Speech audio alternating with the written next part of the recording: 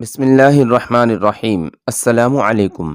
منگولوں کے خان اعظم منگو خان کے زمانے میں جو ہلاکو خان کا بڑا بھائی تھا، برکائی خان اور ہلاکو خان میں بظاہر اتحاد رہا، لیکن در پردہ ان کے درمیان شدید اختلافات پیدا ہو چکے تھے۔ برکائی خان مشرف اسلام ہو چکا تھا اور قدرتی طور پر اسے مسلمانوں سے ہمدردی تھی۔ دوسری طرف ہلاکو خان اپنے آبائی مذہب پر قائم تھا، جبکہ اس کی عیسائی بیوی وقوزہ کی وجہ سے یورپ کے عیسائی ممالک بھی اس کے طرفدار ہو گئے تھے۔ اس کی عیسائی بیوی ترکوں کے قبیلے قریت کے خاقان کی بیٹی تھی، جو نستوری عیسائی تھا۔ برکائی خان نے مسلمانوں سے اپنی ہمدردی کا اظہار پہلی بار اس وقت کیا جب ہلاکو نے بغداد پر حملہ آور ہو کر شہر کو برباد کیا، تو ہلاکو خان کے نام برکائی خان نے ایک خط لکھا۔ اس میں سخت لہجہ استعمال کرتے ہوئے برکائی خان نے اپنے چچا زاد بھائی ہلاکو کو کہا تھا، تم نے ایک مقدس مقام کی بے حرمتی کی ہے اور اس معاملے میں اپنے خاندان کے دوسرے افراد سے مشورہ نہیں کیا۔ برکائی کے ان الفاظ کے جواب میں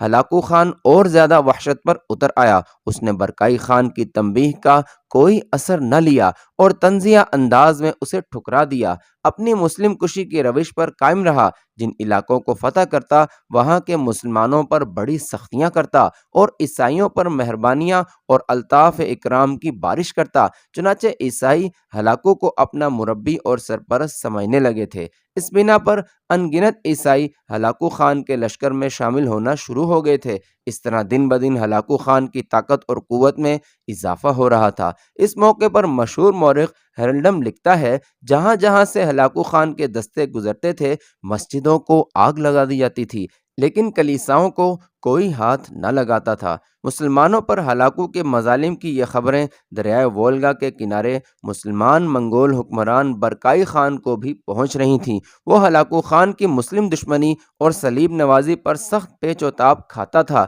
جب ہلاکو خان کا بھائی اور منگولوں کا خان اعظم منگو خان مر گیا تو برکائی خان اور ہلاکو خان کھل کر ایک دوسرے کے سامنے آ گئے۔ چنگیز خان کی اولاد میں سے منگولوں کے لیے خاقان اعظم چننے کے لیے جھگڑے رونما ہو گئے۔ ان میں برکائی خان نے ایک فریق کا ساتھ دیا اور ہلاکو نے دوسرے کا۔ اس طرح ان کے درمیان جو پہلے سے اندر ہی اندر سرد جنگ چل رہی تھی، وہ اب گرم جنگ میں تبدیل ہونی شروع ہو گئی۔ جب ہلاکو خان اور برکائی خان کھل کر ایک دوسرے کے سامنے آ گئے تو ہلاکو خان کے لشکر میں وہ منگول جو برکائی خان کے حامی تھے، ان میں سے کچھ تو ہلاکو کے لشکر سے نکل کر برکائی خان کا رخ کرنے لگے اور کچھ دستے مصر کا رخ کرنے لگے۔ مصر میں آ کر انہوں نے برکائی خان کی طرح اسلام قبول کر لیا۔ انہوں نے سلطان بیبرس کے ہاں پناہ لے لی۔ سلطان کو انہی پناہ لینے والے منگولوں سے برکائی خان اور اس کی عظیم سلطنت کے متعلق تفصیل معلوم ہوئی۔ یہ تفصیل جاننے کے بعد سلطان بیبرس کی دوربین نگاہوں نے فوراً بھانپ لیا کہ برکائی خان سے دوستانہ مراسم قائم کرنے میں مسلمانوں کے لیے فوری فوائد نکل سکتے ہیں۔ چنانچہ سلطان بیبرس نے ایک سفارت مرتب کی اور اس کو قسطنطنیہ کے راستے برکائی خان کے دارالحکومت سرائے شہر کی جانب روانہ کیا، مگر اس سفارت کو قسطنطنیہ کے شہنشاہ نے ہلاکو خان کی خوشنودی کی خاطر راستے میں ہی روک لیا، اس لیے کہ عیسائی دنیا اس وقت ہلاکو کا ساتھ دے رہی تھی۔ سلطان بیبرس کی خوش قسمتی کہ انہی دنوں برکائی خان کی طرف سے بھی ایک وفد قاہرہ پہنچا۔ یہ وفد سلطان بیبرس کی خدمت میں حاضر ہوا اور برکائی خان کی طرف سے ایک خط سلطان بیبرس کو پیش کیا۔ اس خط میں برکائی خان نے عین جالوت کے مقام پر ہلاکو خان کو شکست دینے پر سلطان بیبرس کو مبارکباد دی تھی۔ اس وفد کے ارکان نے ایک تحریری خط بھی جو برکائی خان کی طرف سے تھا سلطان بیبرس کے حوالے کیا۔ اس خط میں لکھا تھا، ہم مسلمان ہیں اور ہم اپنے غیر مسلم رشتہ دار ہلاکو سے لڑ رہے ہیں، اس لیے مصر کے سلطان کو چاہیے کہ وہ دریائے فرات کی وادی میں ہلاکو خان کے مقبوضہ جات پر چڑھائی کر دے۔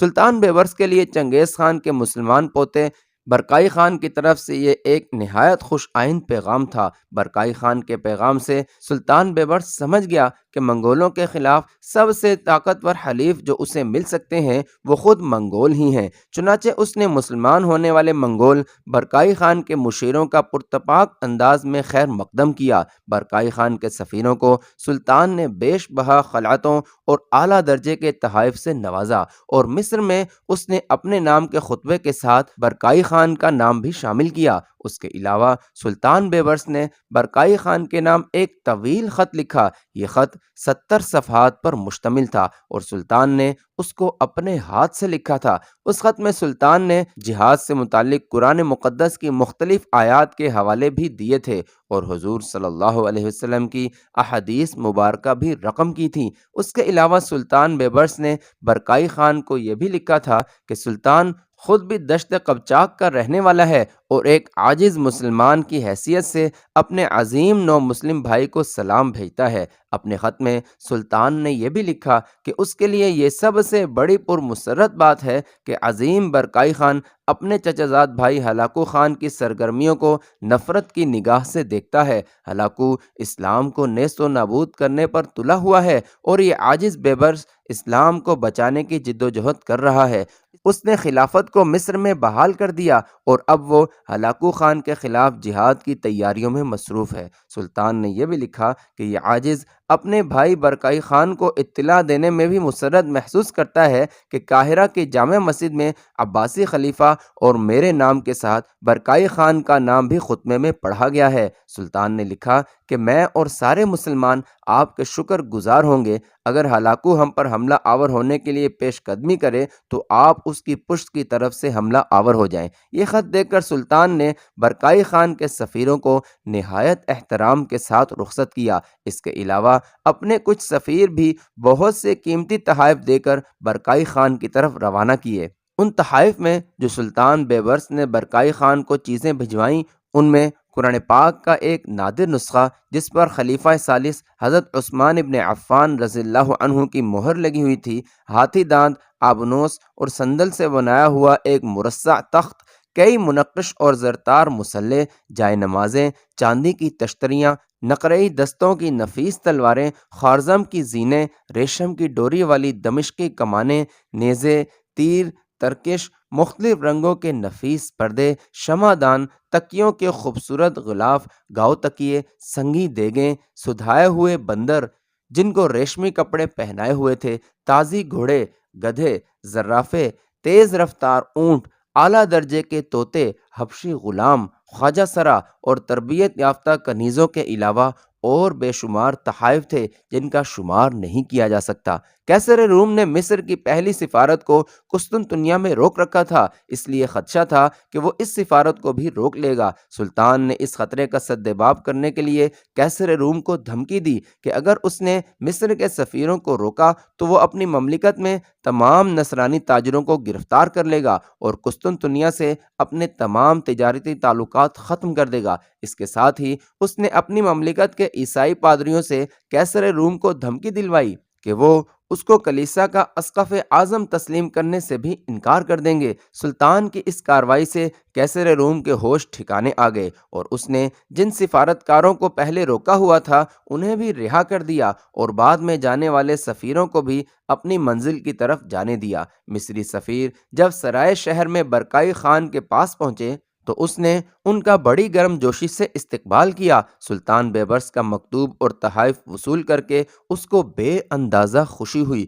اس نے سلطان کو شکریہ کا پیغام بھیجا اور پورے تعاون اور مدد کا یقین دلایا۔ اس طرح ان دونوں عظیم حکمرانوں کے درمیان گہرے دوستانہ مراسم قائم ہو گئے۔ برکائی خان کا دارالحکومت اس وقت صرف خیموں کا شہر تھا، اس کا نام سرائے برکائی تھا۔ اس نے سلطان بیبرس کو پیغام بھیجا کہ وہ مصر سے کاریگر اور صناع بھیجے جو ان کے لیے اینٹوں اور پتھر کی عمارتیں تعمیر کریں۔ سلطان نے فوراً بہت سے معمار، صناع اور دوسرے ارباب کمال برکائی خان کی طرف بھیج دیے جنہوں نے چند سال کے اندر اندر خیموں کے اس شہر میں بے شمار مکانات، محلات، مدارس، مساجد، سرائیں اور مہمان خانے تعمیر کر دیے۔ اس طرح سلطان بیبرس کی بدولت خانہ بدوش منگول نئے تمدن سے روشناس ہوئے۔ برکائی خان کے تخت نشین ہونے کے بعد سمرقند اور بخارا وغیرہ سے بھی بہت سے مسلمان جن میں کئی علماء بھی شامل تھے برکائی خان کے پاس جا کر آباد ہونے لگے۔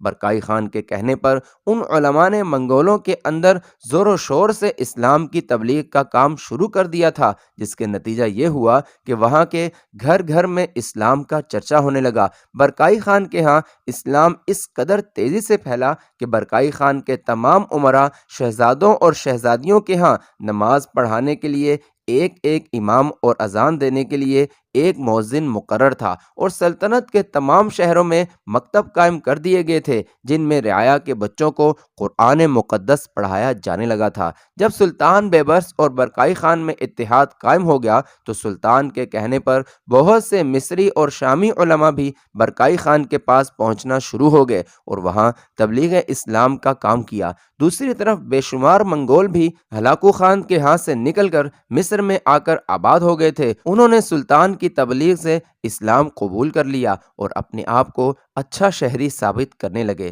چنگیز خان کے پوتے برکائی خان کے ساتھ سلطان بیبرس کے دوستانہ تعلقات کے نہایت عمدہ نتائج برآمد ہونا شروع ہو گئے۔ عین جالوت میں منگولوں کے لشکر کی ذلت آمیز شکست نے ہلاکو کو غیظ و غضب کا مجسمہ بنا دیا تھا، اور وہ مصر پر حملہ آور ہونے کے لیے پر تول رہا تھا اور انتہائی غصے کے عالم میں تھا۔ دوسری طرف سلطان بیبرس بھی ہلاکو کے حالات سے غافل نہ تھا اور وہ اس کو دندان شکن جواب دینے کے لیے دن رات جنگی تیاریوں میں مصروف تھا۔ اس نے ایک جرار لشکر ہر قسم کے آلات حرب و ضرب سے لیس کر دیا تھا اور اس کو ایسے ڈھنگ سے تربیت دی تھی کہ وہ منگولوں کے حملوں سے مؤثر طور پر نبٹ سکے۔ اس لشکر میں منگول مسلمانوں کے علاوہ خصوصیت کے ساتھ وہ ترک نوجوان بھی تھے جنہیں غلام بنا لیا گیا تھا اور وہ بکتے بکاتے مصر پہنچ گئے تھے۔ ان ترکوں کو مملوک کہہ کر پکارا جاتا تھا اور یہ مملوک نہایت کثرت سے بھرتی کیے گئے۔ ان کا دعویٰ تھا کہ وہ منگولوں کو لوہے کے چنے چبوا کر رکھ دیں گے۔ جس وقت ہلاکو خان سلطان بیبرس پر حملہ آور ہونے کی تیاریوں میں مصروف تھا، اس زمانے میں سلطان بیبرس بھی شام کے مختلف علاقوں میں برق رفتاری سے گشت کرتا رہتا تھا۔ وہ اپنے لشکر کے ساتھ جہاں بھی قیام کرتا، رات کو اپنے خیمے میں جنگی لباس میں سو جاتا اور ایک رات سے زیادہ کسی بھی جگہ قیام نہ کرتا۔ اس کے خیمے پر ہر وقت ایک تیز رفتار گھوڑا تیار رہتا تھا جس پر زین کسی ہوتی تھی، تاکہ جس وقت بھی منگولوں کے حملے کی خبر ملے وہ ان کے مقابلے میں بلا تاخیر پہنچ جائے۔ اس نے حلب شہر سے لے کر وادی فرات تک ساری گھاس جلوا دی اور درخت کٹوا دیے اور سرحدی گاؤں خالی کروا دیے تاکہ منگولوں کو غذا نہ مل سکے اور ان کے گھوڑوں کو چارہ میسر نہ ہو۔ دوسری طرف اس نے اپنے طاقتور حلیف برکائی خان کو ہلاکو خان کے لشکر کے عقب پر حملہ آور ہونے پر آمادہ کر لیا تھا۔ ان حالات میں سن 1262 کے جاڑوں میں ہلاکو خان نے اپنے لشکر کے ساتھ حرکت کی اور مصر اور شام پر حملہ آور ہونے کے لیے پیش قدمی شروع کر دی۔ دوسری طرف ہلاکو خان کا چچا زاد بھائی برکائی خان جو اسلام قبول کر چکا تھا، وہ بھی ہلاکو خان پر گہری نگاہ رکھے ہوئے تھا۔ اس نے اپنے منگول جاسوس اطراف میں پھیلا رکھے تھے۔ اس نے جب دیکھا کہ ہلاکو خان اپنے لشکر کے ساتھ حرکت میں آ رہا ہے تاکہ مصر اور شام پر حملہ آور ہو، تو اس نے پشت کی جانب سے ہلاکو خان کے لشکر پر حملہ کر دیا۔ اب ہلاکو عجیب سی الجھن اور کشمکش میں مبتلا ہو گیا تھا، اس لیے کہ اب منگولوں کے دو لشکر آپس میں ٹکرا گئے تھے۔ ہلاکو خان اور برکائی خان کے درمیان لگاتار جھڑپیں شروع ہو گئیں اور ان جھڑپوں کا طویل سلسلہ شروع ہو گیا۔ گو اس جنگ سے کسی سلطنت کا کوئی خاص نقصان نہ ہوا، کیونکہ برکائی خان اور ہلاکو خان کی سلطنت کے رقبے اس قدر وسیع تھے کہ ایک کے لیے دوسرے کو زیر کرنا قریب قریب ناممکن تھا۔ تاہم اس کا اتنا فائدہ ضرور ہوا کہ برکائی خان کے پشت کی جانب سے حملوں کی وجہ سے ہلاکو خان مصر اور شام پر حملہ آور ہونے کے قابل نہ رہا۔ ہلاکو خان کے لیے خطرات اٹھ کھڑے ہوئے تھے۔ پہلے اس کے سامنے صرف ایک ہی مصر اور شام کا محاذ تھا، اب اس کے سامنے دو محاذ تھے، ایک مصر اور شام کا، دوسرا برکائی خان کا۔ ہلاکو خان بحیرہ خزر کے مشرق اور مغرب کے دونوں اطراف اپنے لیے خطرہ محسوس کرنے لگا تھا اور وہ دونوں اطراف کی سرحدوں کی حفاظت کرنے پر مجبور ہو گیا تھا۔ اس کے علاوہ بخارا، سمرقند کے راسخ العقیدہ اور جنگجو مسلمانوں نے بھی ہلاکو خان کے خلاف اور برکائی کی حمایت میں جہاد کا اعلان کر کے ہلاکو خان کی پریشانیوں میں اضافہ کرنا شروع کر دیا تھا۔ سلطان بیبرس اور برکائی خان کے اتحاد اور تعاون سے ہلاکو خان سٹ پٹا کر رہ گیا تھا۔ اسے یقین ہو گیا تھا کہ کسی بھی وقت برکائی خان اور بیبرس نے بیک وقت اس پر حملہ کر دیا تو ان کے دو طرفہ حملے اسے اور اس کے لشکریوں کو نیست و نابود کر کے رکھ دیں گے۔ اس صورتحال کو سامنے رکھتے ہوئے ہلاکو خان اپنی طاقت اور قوت قوت میں اضافہ کرتے ہوئے عیسائی دنیا کی طرف رجوع کرنے لگا اور اپنے لیے حلیف تلاش کرنے کی کوشش کی۔ سب سے پہلے اس نے قسطنطنیہ کے شہنشاہ کو ایک لچھے دار خط لکھا جس میں اس کی لڑکی ماریا کا رشتہ اپنے لڑکے اباقا خان کے لیے مانگا۔ اس کے ساتھ ہی اس نے انگلستان کے بادشاہ کے علاوہ پاپائے روم کو بھی خط لکھے کہ ہمیں مصر کے خلاف متحد ہو جانا چاہیے۔ کیسر روم نے تو کسی ہچکچاہٹ کے بغیر ہلاکو کی تجویز منظور کر لی، لیکن انگلستان کے بادشاہ اور پاپائے روم نے اپنے اندرونی جھگڑوں میں مبتلا ہونے کی وجہ سے اس سلسلے میں ہلاکو خان کو کوئی حوصلہ افزا جواب نہ دیا۔ دوسری طرف سلطان بیبرس کو جب خبر ہوئی کہ ہلاکو خان قسطنطنیہ کے بادشاہ کی بیٹی کا رشتہ حاصل کر رہا ہے، اس طرح وہ اپنی طاقت اور قوت میں اضافہ کرنا چاہتا ہے، اور جب قسطنطنیہ کے بادشاہ کے ساتھ اس کا رشتہ قائم ہو جائے گا تو لازمی تھا کہ قسطنطنیہ والے اپنے لشکر کو ہلاکو خان کی مدد کے لیے روانہ کریں گے۔ ہلاکو خان کے اس اقدام سے بیبرس کو کسی قدر تشویش ہوئی۔ سلطان بیبرس پہلے ہی ہلاکو خان کے سیاسی داؤ پیچ پر گہری اور کڑی نظر رکھے ہوئے تھا۔ اس نئی صورتحال کو سامنے رکھتے ہوئے اس نے فوراً برکائی خان کی طرف تیز رفتار قاصد بھجوائے اور اسے پیغام دیا کہ ہمارے خلاف مغرب کے عیسائی دنیا کو اپنے ساتھ ملانے کے لیے ہلاکو خان نے قسطنطنیہ کے شہنشاہ کی بیٹی کا رشتہ مانگا ہے۔ سلطان بیبرس نے برکائی کو یہ بھی مشورہ دیا کہ وہ بھی اپنے بھتیجے نوگائی کے لیے قسطنطنیہ کے شہنشاہ کی دوسری بیٹی کا رشتہ طلب کرے۔ برکائی خان نے سلطان بیبرس کا یہ پیغام ملتے ہی فوراً اس پر عمل کرنے کا ارادہ کر لیا۔ اس نے اپنے قاصد قسطنطنیہ کے شہنشاہ کی طرف بھجوائے اور اس سے اپنے بھتیجے کے لیے اس کی بیٹی کا رشتہ مانگا۔ قسطنطنیہ کے شہنشاہ کو برکائی خان کی طاقت اور قوت کا احساس تھا، لہٰذا اس نے اپنی دوسری لڑکی کا رشتہ برکائی خان کے بھتیجے نوگائی کو دینے کی حامی بھر لی۔ اس کے ساتھ ہی سلطان بیبرس نے قسطنطنیہ کے شہنشاہ سے ایک تجارتی معاہدہ کر لیا جس کی رو سے دونوں ملکوں کے تاجر ایک دوسرے کی بندرگاہوں میں آ جا سکتے تھے۔ اس طرح سلطان بیبرس نے قسطنطنیہ کے شہنشاہ کو عالمی سیاست میں بالکل غیر جانبدار بنا کر رکھ دیا تھا۔ اس دوران ہلاکو خان کی برکائی خان کے ساتھ جنگ شروع ہو گئی۔ اس جنگ میں برکائی خان اور اس کے بھتیجے نوگائی نے ہلاکو کو بدترین شکست دی۔ شکست اٹھا کر ہلاکو خان اپنے لشکر کے ساتھ بھاگا اور ایک منجمد دریا کے اوپر سے گزرتے ہوئے اس کے ان گنت لشکری ہلاک ہو گئے۔ اپنی اس شکست کا ہلاکو خان کو اس قدر صدمہ ہوا کہ اس جنگ کے بعد وہ مر گیا، اور اس کی موت کے چند ہی دن بعد اس کی عیسائی بیوی وقوزہ خاتون بھی اس دنیا سے کوچ کر گئی۔ ہلاکو خان اور اس کی بیوی وقوزہ خاتون کے مرنے کا عیسائی دنیا کو بے حد دکھ اور صدمہ ہوا، اور انہوں نے مسلمانوں پر الزام لگایا کہ ان دونوں کو چالاک مسلمانوں نے زہر دے کر ہلاک کر دیا ہے، کیونکہ وہ دونوں عالم اسلام کے لیے خطرہ بنے ہوئے تھے۔ کچھ مغربی لوگوں نے یہاں تک کہہ دیا کہ ان دونوں کو زہر دینے میں سلطان بیبرس کا ہاتھ تھا۔ یہ خیال کچھ مغربی مورخوں کا ہے، جبکہ غیر جانبدار مورخ لکھتے ہیں کہ ہلاکو خان اور اس کی بیوی دونوں طبعی موت مرے۔ حقیقت خواہ کچھ بھی ہو، عیسائیوں نے ہلاکو خان اور اس کی بیوی کے مرنے کا بڑا سوگ منایا۔ اس کی موت کے بعد عیسائی مورخ ابن العبری نے، جو سلطان بیبرس کا ہم عصر تھا، ہلاکو خان اور اس کی بیوی وقوزہ کی موت پر اپنے تاثرات کا اظہار ان الفاظ میں کیا: ساری عیسائی دنیا کو عیسائی دنیا کے دونوں محافظوں اور رہنماؤں کی موت کا بڑا صدمہ ہوا۔ ہلاکو اور اس کی بیوی وقوزہ کی موت پر ایک اور عیسائی مورخ اسٹیفن نے ہلاکو کا ماتم کرتے ہوئے ان الفاظ میں اپنے تاثرات کا اظہار کیا: شہنشاہ، دنیا کا مالک، عیسائیوں کا آسرا مر گیا، اور اس کے بعد اس کی بیوی وقوزہ خاتون نے وفات پائی۔ نیکی میں ان کا رتبہ قسطنطین اور اس کی ماں ہیلن سے کم نہیں ہے۔ اس طرح ہلاکو خان، جو اپنے آپ کو مسلمانوں کے لیے قہر خداوندی خیال کرتا تھا، اپنے انجام کو پہنچا۔ ان حالات میں ہلاکو خان اگر نہ مرتا اور کچھ مدت اور زندہ رہتا تو اس کے زندہ رہنے سے کوئی فرق نہ پڑتا، اس لیے کہ سلطان بیبرس نے اس کا مقابلہ کرنے کے لیے اس قدر طاقت اور قوت پکڑ لی تھی کہ وہ کسی بھی محاذ پر اکیلا بھی ہلاکو خان پر ضرب لگا کر اسے شکست دینے کے لیے بالکل تیار اور مستعد تھا۔ بہرحال ہلاکو خان اپنے انجام کو پہنچا۔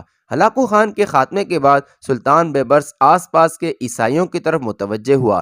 اگرچہ سلطان نہایت راسخ العقیدہ مسلمان تھا، لیکن عیسائیوں اور دوسرے مذہب کے پیروکاروں کے خلاف اس کے دل میں ذرا برابر تعصب نہ تھا۔ سلطان بیبرس کی مملکت میں بے شمار عیسائی آباد تھے، جن کی تعداد ہزاروں تک پہنچی تھی۔ ان لوگوں کو عسکری خدمت سے مستثنی قرار دے دیا گیا تھا اور اس کے عوض وہ جزیہ کی ایک معمولی رقم حکومت کو ادا کرتے تھے۔ اس کے سوا انہیں شہریت کے مکمل حقوق حاصل تھے اور وہ سلطان کی مملکت کے اندر اپنی مذہبی رسومات بھی نہایت آزادی کے ساتھ ادا کرتے تھے۔ سلطان بیبرس کی مملکت میں ان عیسائیوں کے بے شمار گرجے اور راہبوں کی خانقاہیں موجود تھیں۔ سلطان بیبرس اور اس کی حکومت مساجد کی طرح ان عبادت گاہوں کی بھی پوری حفاظت کرتی تھی۔ ان گرجوں اور راہبوں کی خانقاہوں میں پادریوں نے اپنی درس گاہیں قائم کر رکھی تھیں۔ وہاں ان کو اپنے مذہب کے مطابق تعلیم دینے کی مکمل طور پر آزادی تھی۔ سلطان بیبرس کی اس رواداری کے باوجود ارض مشرق کے صلیبی، جنہوں نے لبنان، شام اور فلسطین کے کئی علاقوں بالخصوص بحیرہ روم کی ساحلی بندرگاہوں پر غاصبانہ قبضہ کر کے اپنی ریاستیں قائم کر رکھی تھیں، وہ سلطان کو اپنا بدترین دشمن خیال کرتے تھے اور یہ عیسائی ہر وقت یورپ کے علاوہ منگولوں کے ساتھ مل کر اسلام دشمن سرگرمیوں میں ملوث رہتے تھے۔ سلطان نے ان شریر النفس صلیبیوں کے عزائم کو بھانپ لیا اور شام، فلسطین اور لبنان کو ان کے ناپاک وجود سے پاک کرنے کا تہیہ کر لیا۔ ان صلیبیوں کو پاپائے روم، فرانس اور انگلستان کے بادشاہوں کی خاص سرپرستی اور مدد حاصل تھی، اس لیے ان متعصب حکمرانوں سے دوستانہ روابط کا سوال ہی پیدا نہیں ہوتا تھا۔ البتہ قسطنطنیہ کے عیسائی بادشاہ کے رویے میں کسی قدر لچک تھی، چنانچہ سلطان نے اپنی حکمت عملی کے ذریعے اس کو غیر جانبدار رہنے پر مجبور کر دیا تھا۔